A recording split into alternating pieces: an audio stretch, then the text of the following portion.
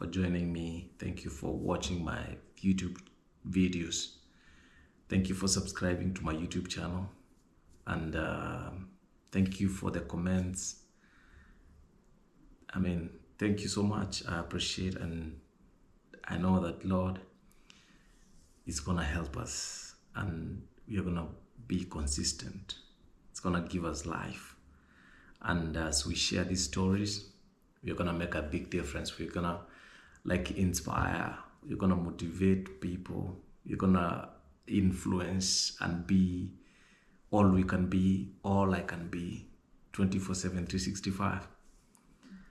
So today I wanted to share a little bit about the kind of medical conditions that are in the US.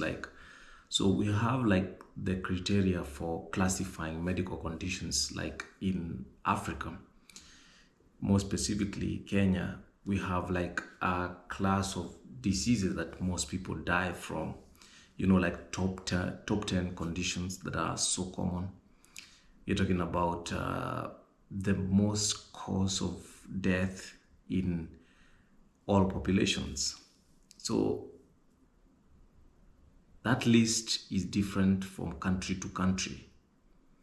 Like in the US, we have specific conditions, and of course, the ones that cause the most suffering, I'll be able to share the top 20, top 20 or 15 conditions that cause infirmity in the US, and then I also correlate with the top 15 to 20 conditions or diseases that cause death in Africa. But today I was planning to share an experience about a condition that made me very surprised about how it presents and what I exactly experienced personally with my family. And it was quite a shocker. And I think it's been a long time. I think I don't know if I really healed or moved on from it, but I know that every day is a new day. So, having worked in nursing homes in the US, one of the units that's of most interest to me is the memory or dementia unit. The reason for that is my mother, died from Alzheimer's disease. That's a condition. My mom died when she was 65. I thought she was old. But when I go to the US and I see 95 years old still driving, it broke my heart to now come to know that my mom died very young. I remember it was not a good experience the time that she was alive and she was actively having signs, and the whole condition had set in full-fledged, and she could not do most of work that involved thinking. They say in dementia care that we lost her twice. That after this, she started presenting with the clinical features. She's not able to function normally. She's not able to do what she used to do every day. That's the first time we lost her. And then actually now we lost her in the actual death. She died in 2017. It was hard for all of our siblings, or my siblings, and especially to my sister who was taking care of her closely, living with her. It was now, looking back, I think it was the most difficult job I think she had ever done in her life. I think now, having taken care of patients with dementia and Alzheimer's mostly, it was not a good experience, by the way. So, I could even sometimes just avoid to go to see her because of how she was. That you could not have conversations with her, not even conversations with her. What was even more heartbreaking was that she could not recognize her own children. She didn't know at her last stages, she was like out of it. She could not know anything. She could not remember any of her children. She could confuse and call us names, and sometimes, you know, how dementia or Alzheimer's disease present. Sometimes they can remember maybe long-term memories, but the short-term memories, she lost everything. But what I remember is the most damage that was done to especially all of us was to see that we could not have conversations with our own mother, that we could not even do anything about it. You know, by the way, I think there are not many conditions, dementia, Alzheimer's disease in Africa. I think mostly, I think it's I think age comes with that. We don't have too many older people in Kenya at the same time. And there are many other causes of Alzheimer's. But it went on and caused a lot of trauma, a lot of emotional drainage. Most of my siblings were very drained to see how our mother was looking like, that she was not able to take care of herself. She could not even remember. But what surprised me most is the first time that I got to learn about losing her memory. It started slowly, and then it came all in. Man, all in. She was a teacher. She retired when she was 60. And she died after 5 years.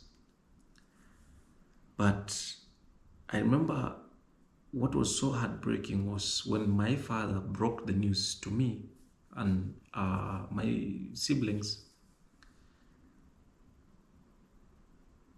My mom had gone to get, I think, her pay to get money from the bank.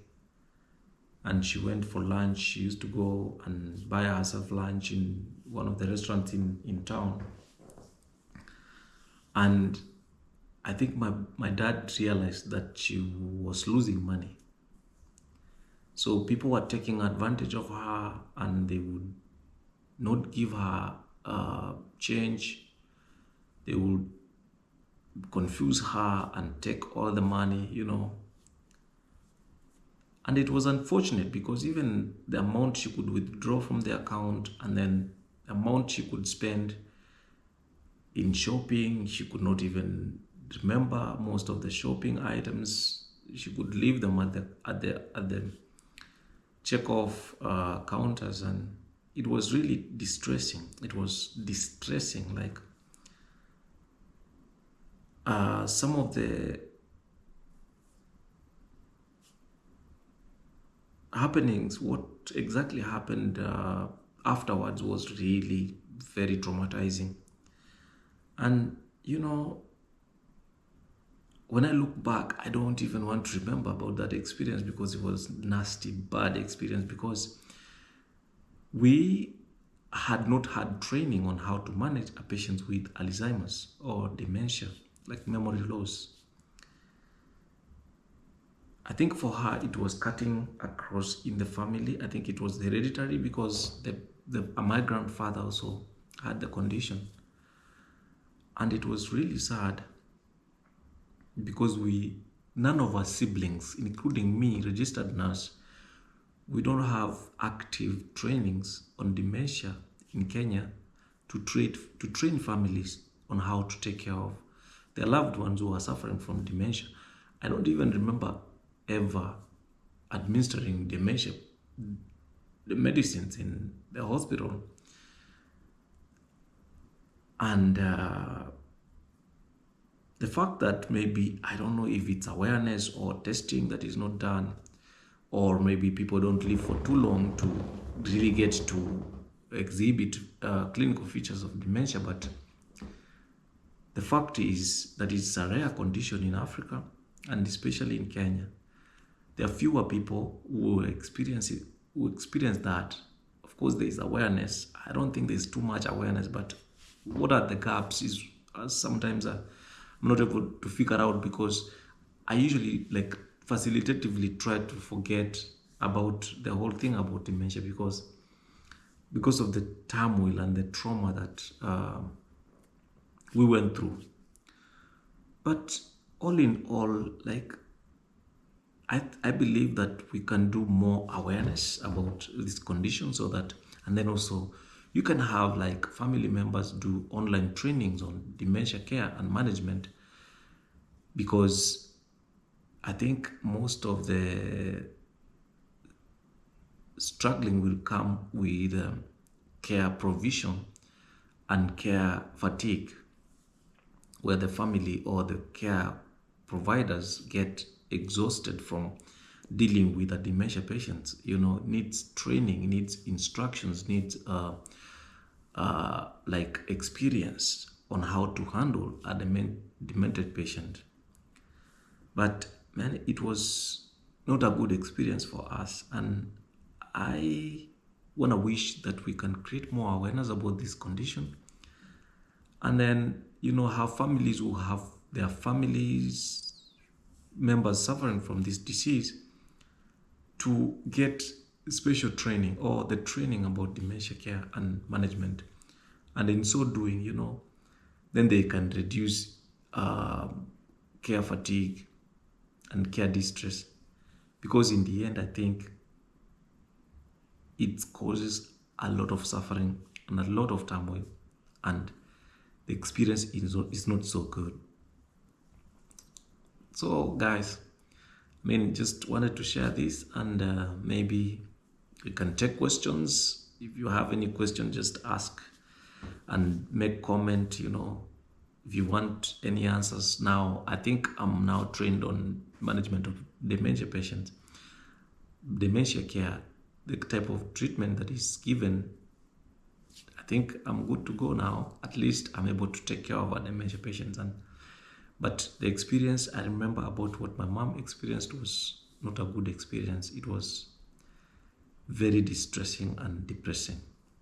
So guys, thank you so much, and I invite you to subscribe to my YouTube channel, and I know that this is gonna go a long way. Thank you for listening and tuning in to my YouTube channel, guys. Thank you so much, and for sure I'm gonna see you next time. Bye bye. Thank you.